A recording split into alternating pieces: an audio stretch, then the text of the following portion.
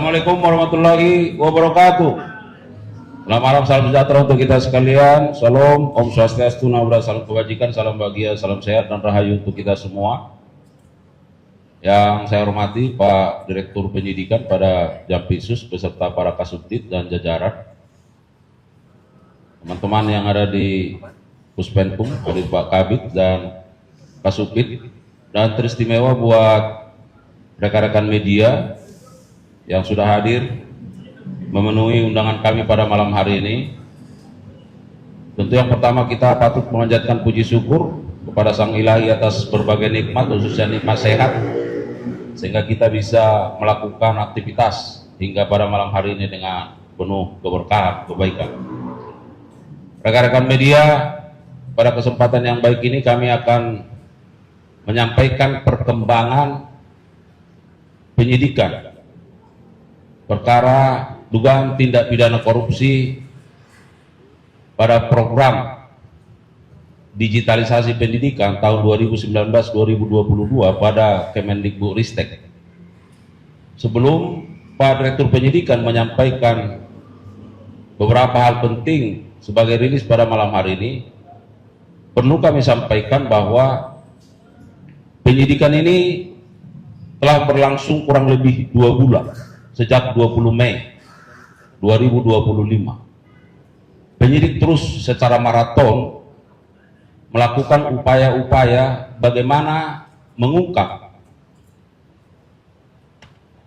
mengumpulkan bukti-bukti untuk membuat terang dari tindak pidana sebagai tujuan dari penyidikan itu sendiri.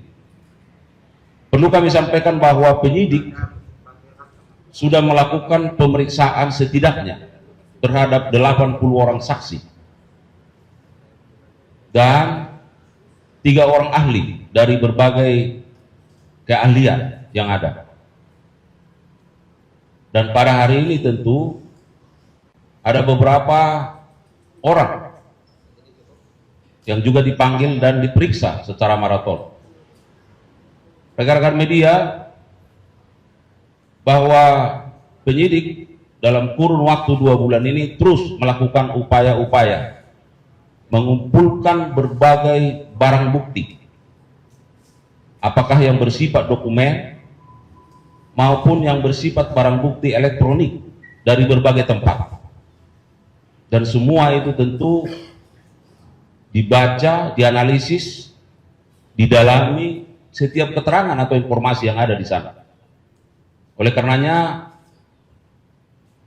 setelah dilakukan gelar perkara, maka penyidik pada hari ini memiliki kesimpulan-kesimpulan terkait dengan proses penyidikan ini. Oleh karenanya, rekan-rekan media, kita dengarkan bersama rilis yang akan disampaikan oleh Pak Direktur Penyidikan. Para Pak Direktur Penyidikan, kami silakan.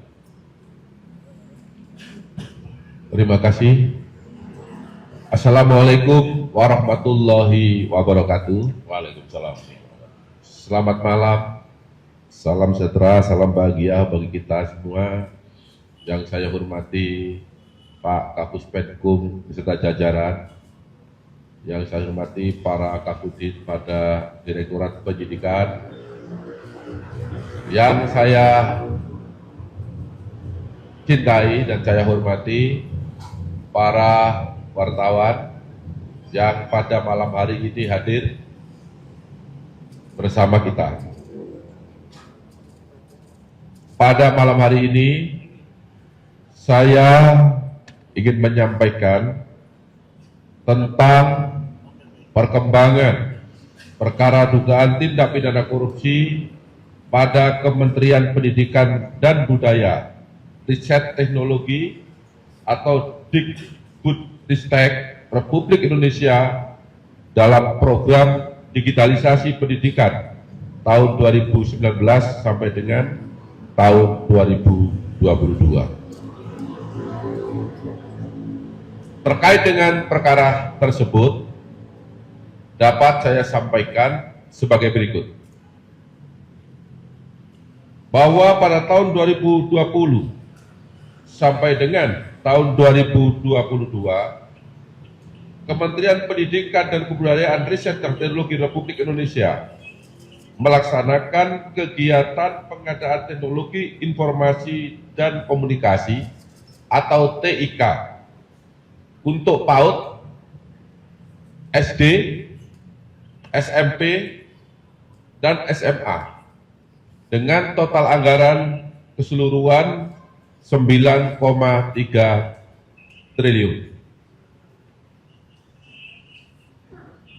Dana tersebut bersumber dari APBN pada Satuan Pendidikan Kemendikbudristek dan DAK yang tersebar hampir di seluruh kabupaten dan kota di Indonesia dengan tujuan untuk dapat digunakan anak-anak sekolah termasuk daerah 3T, yaitu terdepan, terluar, dan tertinggal sebanyak 1.200.000 unit.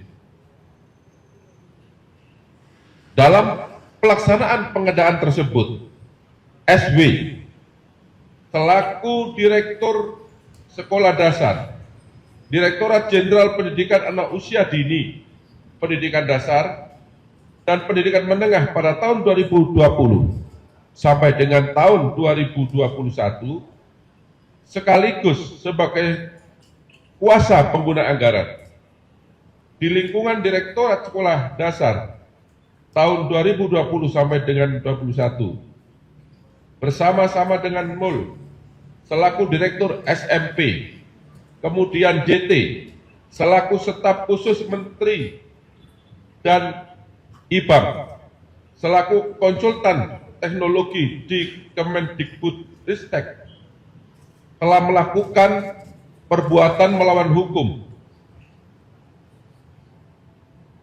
menyalahgunakan kewenangan dengan membuat petunjuk pelaksanaan yang mengarah ke produk tertentu, yaitu Chrome OS, untuk pengadaan teknologi informasi dan komunikasi atau TIK dengan menggunakan Chrome OS pada tahun anggaran 2020 sampai dengan tahun 2022, sehingga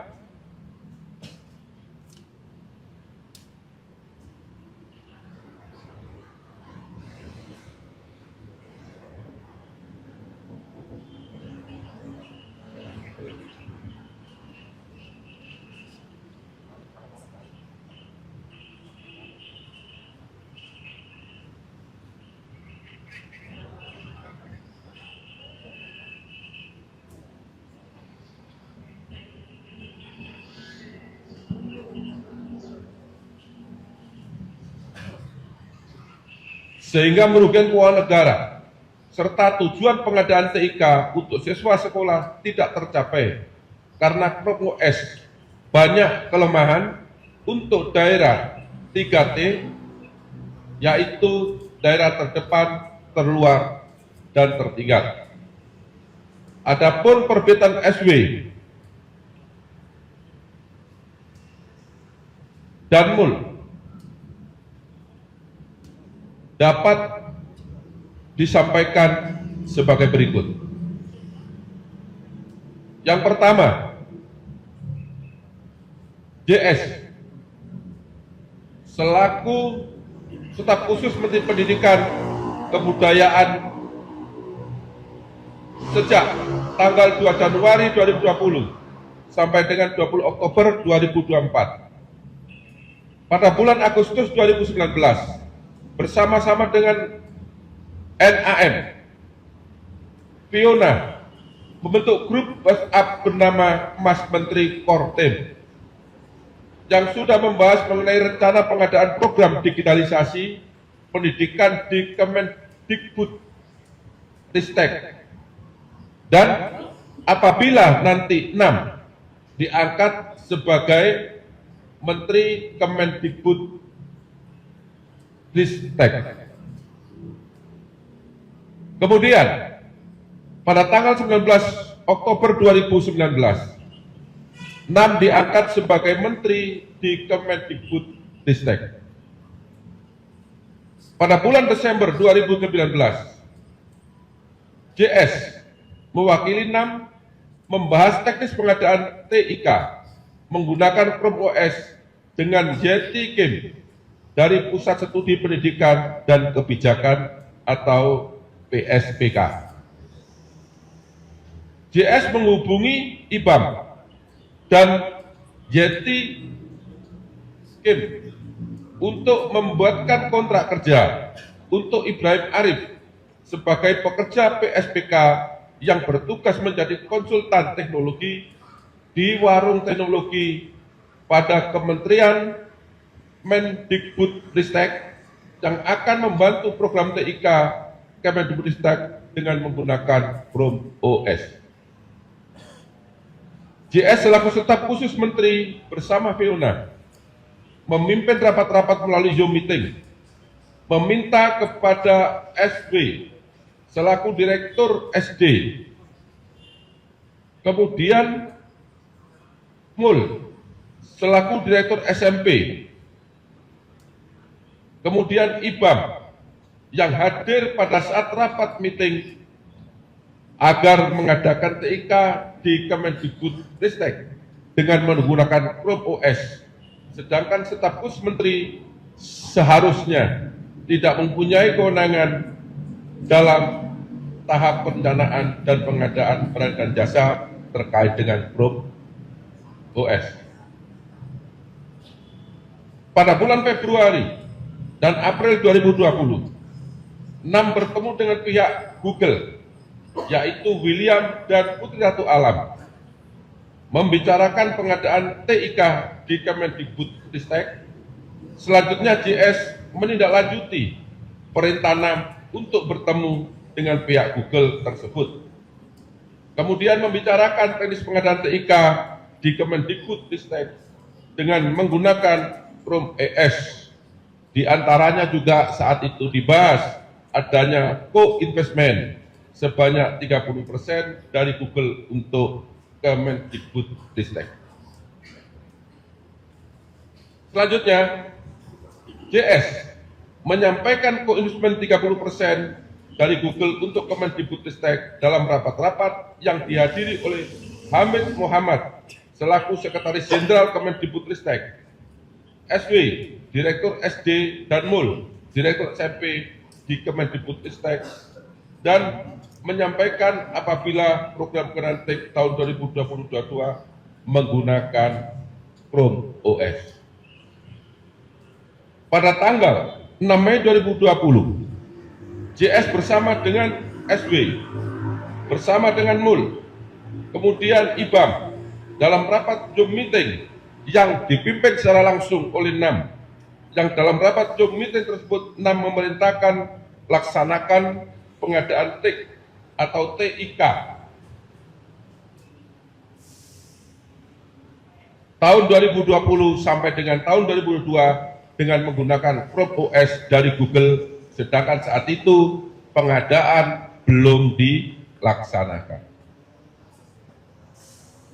Kemudian IBAM yang saat itu sebagai konsultan teknologi sudah merencanakan bersama-sama dengan 6 sebelum menjadi Menteri Pendidikan dan Kebudayaan menggunakan produk operating system tertentu sebagai satu-satunya operating system di pengadaan TIK tahun 2020 sampai dengan tahun 2022, dan mengarahkan tim teknis mengeluarkan hasil kajian teknis berupa Chrome OS dengan rangkaian perbuatan sebagai berikut. Yang pertama, pada awal 2020, IBAM, kemudian JS dan 6 bertemu dengan William dari pihak Google untuk membahas produk Google berupa Workspace, berupa Chrome OS untuk pengadaan TIK di Kemendikbudristek tahun 2020 sampai dengan 2022. Pada tanggal 17 April 2020, IBAM sudah mempengaruhi tim teknis dengan cara mendemonstrasikan Chromebook pada saat Zoom meeting dengan tim medis. Tim teknis. pada tanggal 6 Mei 2020, IBAM hadir bersama dengan JS, SW, dan MUL dalam rapat Zoom meeting yang dipimpin langsung oleh NAM, dan dalam rapat Zoom meeting tersebut NAM memerintahkan laksanakan pengadaan TIK tahun 2020 dan sampai dengan tahun 2022 dengan menggunakan Chrome OS dari Google, sedangkan pada saat itu pengadaan TIK belum dilaksanakan. Oleh karena ada perintah dari NAM untuk laksanakan pengadaan TIK tahun 2020-2022 dengan menggunakan Chrome OS dari Google, sehingga IBAM tidak mau menandatangani hasil kajian teknis pertama yang belum menyebutkan Chrome OS dalam pengadaan TIK di Kemendikbudristek, sehingga dibuatkan kajian yang kedua yang sudah menyebutkan operating system tertentu, serta diterbitkan buku putih atau review hasil kajian teknis yang sudah menyebutkan operating system tertentu, yaitu Chrome OS, dengan acuan pelaksanaan pengadaan TIK tahun 2020 sampai dengan tahun 2022. Kemudian ketiga, SW selaku Direktur Sekolah Dasar, Direktur Jenderal Pendidikan Anak Usia Dini, Pendidikan Dasar dan Pendidikan Menengah pada tahun 2020 sampai dengan tahun 2021, sekaligus sebagai kuasa pengguna anggaran di lingkungan Direktorat Sekolah Dasar tahun anggaran 2020 sampai 2021. Dan saat ini yang bersangkutan menjabat sebagai fungsional madya pada Direktorat SMA. Pada tanggal 6 Mei 2020, SW hadir bersama dengan MUL, JS, kemudian IBAM dalam rapat Zoom meeting yang dipimpin NAM. Yang dalam rapat Zoom meeting tersebut NAM memerintahkan laksanakan pengadaan TIK tahun 2020-2022 dengan menggunakan Chrome OS dari Google. Dan saya ulangi lagi, dalam rapat tersebut yang dihadiri oleh 4 orang tadi, pengadaan TIK ini masih belum dilaksanakan.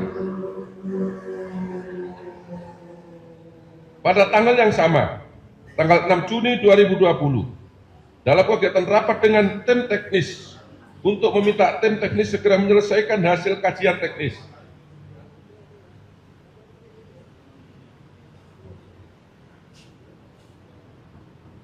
yang kedua, dan memerintahkan menggunakan Chrome OS dari Google. Sedangkan, sekali lagi saya ulangi, saat itu proses pengadaan juga belum dilaksanakan. Selanjutnya pada tanggal 30 Juni 2020, bertempat di Hotel Arosa, Jalan Veteran Bintaro, Jakarta Selatan, SB menemui temannya bersama Iksan Tanjung, menyuruh Bambang Hadiwaluyo selaku pejabat komitmen pada Direktorat SD tahun 2020 agar menindaklanjuti perintah NAM untuk memilih pengadaan TIK dengan operating system Chrome OS dengan metode e-katalog. Pada tanggal yang sama, tanggal 30 Juni 2020, SW mengganti Bambang Hadiwaluyo dengan PPK sebagai PPK dengan PPK yang baru bernama Wahyu Haryadi, karena Bambang Hadiwaluyo dianggap tidak mampu melaksanakan perintah NAM untuk pengadaan TIK dengan menggunakan Chrome OS. Pada tanggal yang sama, 30 Juni 2020, sekitar jam 22.00 WIB, Wahyu Haryadi menindaklanjuti perintah SW untuk segera klik setelah bertemu dengan Indra Nugraha, yaitu pihak penyedia dari PT Bhinneka Mentari Dimensi, bertempat di Hotel Arosa untuk pengadaan TIK tahun 2020 dengan menggunakan Chrome OS. Bahwa SW memerintahkan Wahyu Haryadi selaku PPK untuk mengubah metode e-katalog menjadi sistem informasi pengadaan sekolah dan membuat petunjuk pelaksanaan bantuan pemerintah pengadaan TIK di Kemendikbudristek untuk sekolah dasar sebanyak 15 unit laptop dan konektor 1 unit per sekolah dengan harga Rp88.250.000 dari dana transfer Satuan Pendidikan Kemendikbudristek. Selanjutnya SW membuat petunjuk pelaksanaan atau juklak tahun 2021 untuk pengadaan tahun 2021 sampai dengan tahun 2022 yang mengarahkan Chromebook OS untuk pengadaan teknologi informasi dan komunikasi atau TIK dengan menggunakan Chrome OS. Yang keempat,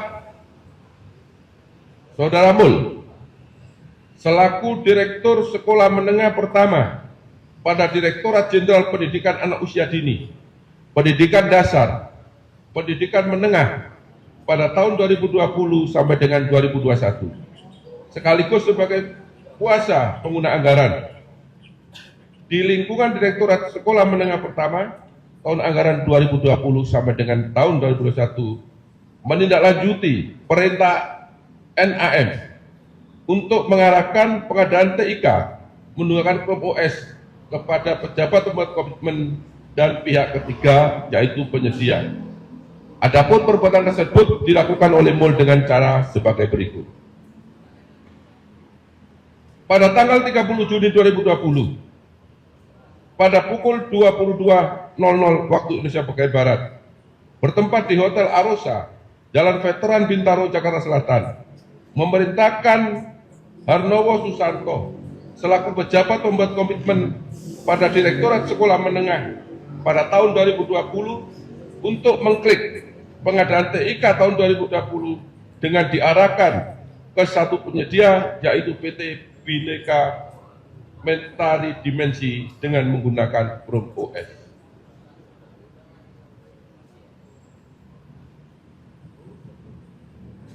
Bawah MUL membuat petunjuk teknis pengadaan peralatan TIK Sekolah Menengah Pertama tahun 2020 yang mengarahkan Chrome OS untuk pengadaan teknologi informasi dan komunikasi atau TIK menggunakan Chrome OS pada tahun 2021 sampai dengan 2022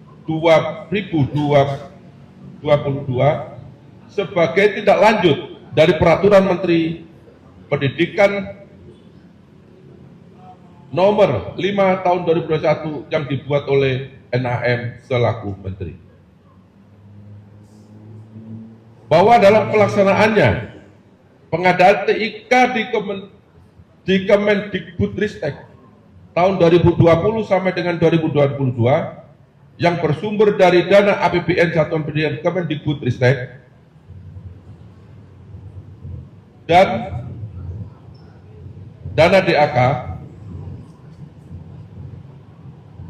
yang seluruhnya berjumlah 9.645.245.000 rupiah dengan jumlah sebanyak 1.200.000 unit Chromebook yang semuanya diperintahkan oleh NAM menggunakan pengadaan laptop dengan software Chrome OS, namun Chrome OS tersebut dalam penggunaannya untuk guru dan siswa tidak dapat digunakan secara optimal karena Chrome OS sulit digunakan khususnya bagi guru dan siswa pelajar. Perbuatan tersebut melanggar ketentuan yaitu pasal 1 angka 14 junto pasal 42 ayat 1 junto pasal 43 ayat 1 Undang-Undang Nomor 30 Tahun 2014 tentang administrasi pemerintahan. Kemudian pasal 131 Undang-Undang Nomor 1 Tahun 2022 tentang hubungan keuangan antara pemerintah pusat dan pemerintah daerah. Dan ada beberapa ketentuan lain yang dilanggar yang tidak saya sebut satu persatu.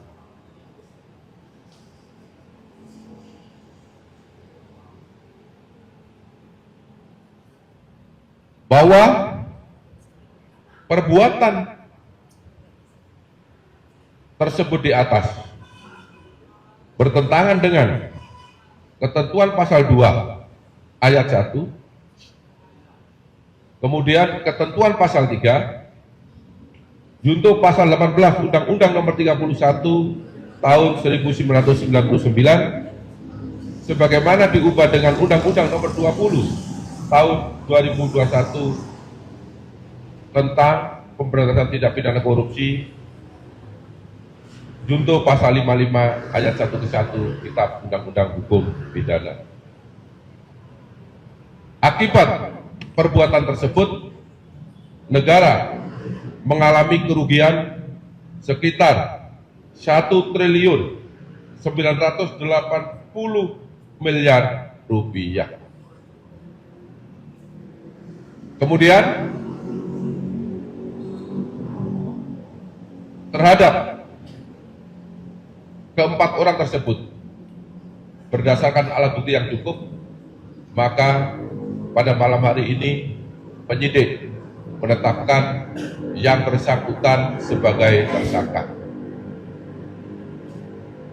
Terhadap keempat orang tersebut, yang pertama, Saudara Mul, dilakukan penahanan di Rutan Salemba Cabang Kejaksaan Agung untuk 20 hari ke depan berdasarkan surat perintah nomor 43 tanggal 15 Juli 2025. Kemudian terhadap tersangka SW dilakukan penahanan di rumah tahanan Salemba Cabang Kejaksaan Agung Republik Indonesia berdasarkan surat perintah penahanan nomor 45 tanggal 15 Juli 2025. Kemudian untuk Ibrahim Arif yang bersangkutan dilakukan penahanan kota karena berdasarkan hasil pemeriksaan dokter yang bersangkutan mengalami gangguan jantung yang sangat kronis, sehingga berdasarkan rapat penyidik yang bersangkutan tetap dalam penahanan untuk tahanan kota dengan surat perintah penahanan nomor 44 tahun 2025 tanggal 15 Juli 2025. Demikian yang dapat saya sampaikan. Apabila ada kata-kata yang kurang berkenan, ada kata-kata yang kurang dipahami dan dimengerti, saya mohon maaf dan saya akhiri. Wabillahi taufiq wal hidayah. Wassalamualaikum warahmatullahi wabarakatuh. Waalaikumsalam warahmatullahi wabarakatuh. Baik, rekan-rekan media, sebagai penegasan yang pertama bahwa kita sudah mendengar perencanaan terhadap program digitalisasi pendidikan ini sudah dilakukan jauh-jauh hari sebelum periode tahun anggaran 2020-2022, ya. Bahkan sudah direncanakan sebelum yang bersangkutan masuk di kabinet. Yang kedua, bahwa terkait dengan kerugian keuangan negara, bahwa 1,9 triliun merupakan perkiraan sementara yang dilakukan oleh penyidik, dan tentu ke depan terhadap perhitungan kerugian keuangan negara ini akan terus dilakukan perhitungan secara real oleh ahli, dan itu sedang berlangsung. Tadi baru disampaikan Pak Direktur Penyidikan terhadap 3 orang. Nah, kita tahu bahwa yang 1 orang JT,